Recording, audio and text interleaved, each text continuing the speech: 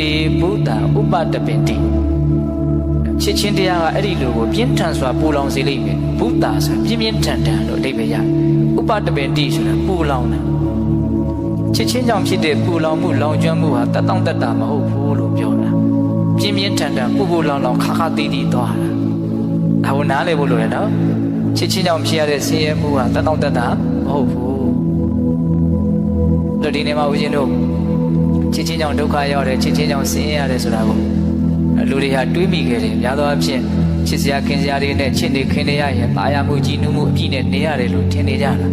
ချစ်ခင်နှစ်သက်မှုမျက်နှာမှုဟာပျော်ရွှင်မှုကိုဖြစ်စေတယ်လို့ပဲလူအများစုကထင်နေကြတာတကယ်ကအဲ့လိုမဟုတ်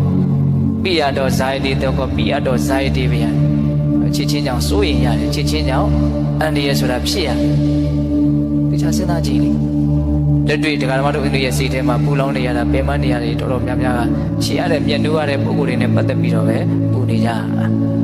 တေဘုဒ္ဓဥပတပင်တိ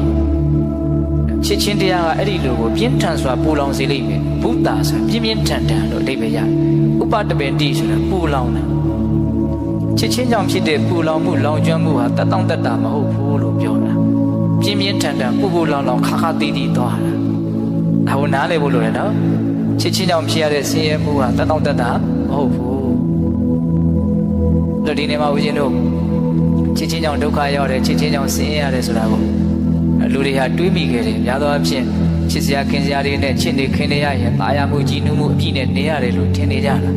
ချစ်ခင်နှစ်သက်မှုမျက်နှာမှုဟာပျော်ရွှင်မှုကိုဖြစ်စေတယ်လို့ပဲလူအများစုကထင်နေကြတာတကယ်ကအဲ့လိုမဟုတ်ပိယတော်ဇာယတိတော့ကပိယတော်ဇာယတိပဲချစ်ချင်းကြောင့်စိုးရင်ရတယ်ချစ်ချင်းကြောင့်အန္တရာယ်ဆိုတာဖြစ်ရတယ်တခြားစဉ်းစားကြည့်လေ